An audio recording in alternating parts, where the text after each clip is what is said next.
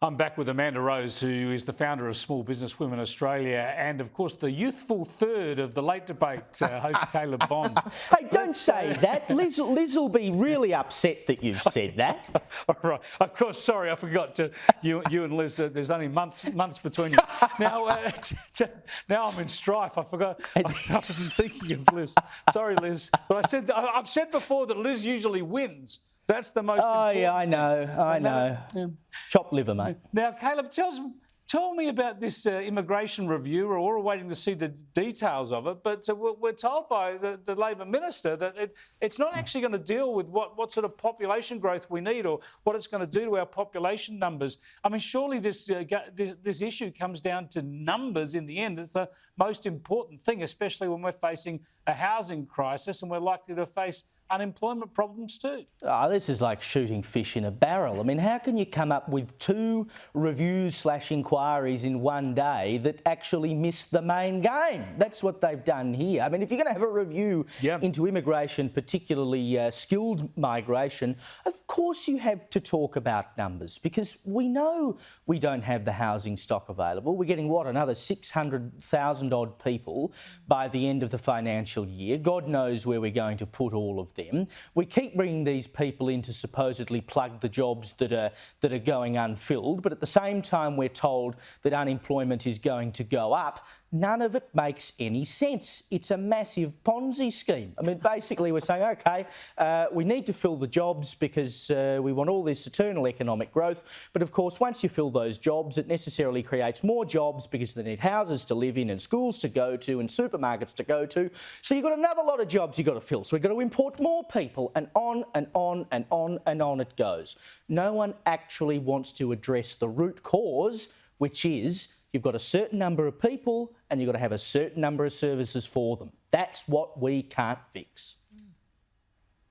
Indeed, and this is going to be a big issue leading up to the next election as well. I want to go back to some voice-related issues, and it's been revealed that the ANZ Bank, they've gone public with the fact that they donated $2 million to the Yes campaign. So that's a lot of money from a bank to try and support the Yes side of this argument. And understandably, this has drawn criticism, Amanda, especially from people who are hit by high bank fees and charges in small business especially. There'll be a lot of people who would be more grateful for a cut in their fees or their interest rates than seeing the bank pumping $2 million into a political campaign. Well, that's true. Look, it's very disappointing for those who are really struggling to stay above water, especially in small business.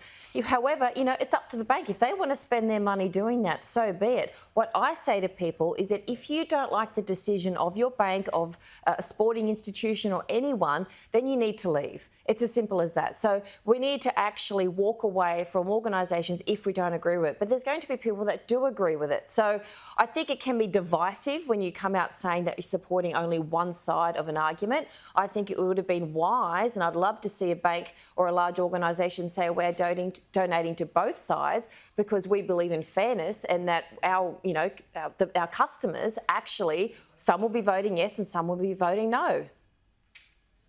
Yeah, well, fair. That's if you're going to buy into it. But you might want to take a position too. It's their choice, but if they want to wear the criticism, then they've got to do that. I want to go to another issue here, and this is a fascinating one. This is Sam Newman buying into all this stuff. And what I hate about this voice debate is way through the No campaign, it's become a way to just air any grievance you've got about Indigenous issues. And one of those is welcome to country, which we all know in some places is overdone. Sometimes it's done when it's unnecessary. But here's Sam Newman saying it should be booed when they do it on that great occasion, that is the AFL football grand final.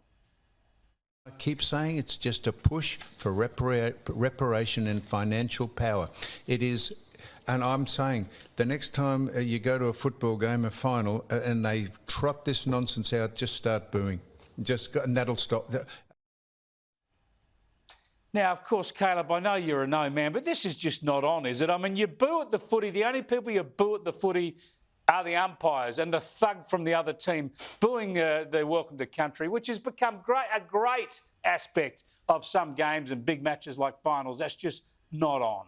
Look, what he said was crude, but the crux of what he's getting at is that it's become so tokenistic that it's done absolutely everywhere, and then when you add acknowledgement of country on top of that, people are sick of it. I mean, every time you get on a plane, when you land, we get an acknowledgement of country. Every time I go to Melbourne, I get on the Sky bus to go into the city, and they play a recorded message saying sovereignty was never ceded, we're on the land known as Melbourne, as though it wasn't actually Melbourne. Then you get the acknowledgement of country. We don't need to be told all the time. Hey. You get no argument from me that it's overdone, and I called out that Sky bus thing months ago when I jumped on that bus. But booing it at a footy final when there'll be Aboriginal players standing out there on the field, I mean, that's just insulting, isn't it, Amanda? Yeah, look, again, we lack leadership in this country, and, Sam has an opportunity here to be able to say he dislikes something without being rude and without being quite sad and pathetic, really. The thing is, if you encourage a group of people to boo, don't forget that there are children there, and you're literally saying to them that if you don't like something, you have every right to disrespect another person. So we need to put aside our emotions or control our emotions and say, okay, I don't agree with this, so I won't attend that particular match, but also to explain to the younger generations, even if you don't like something, how you approach that and how you handle that actually sets a standard for the people around you. Yeah, I think on both sides of this debate, we need to embrace our history, not resent it. We'll see how we go over the next few weeks. Thanks so much for joining us. Really appreciate your input.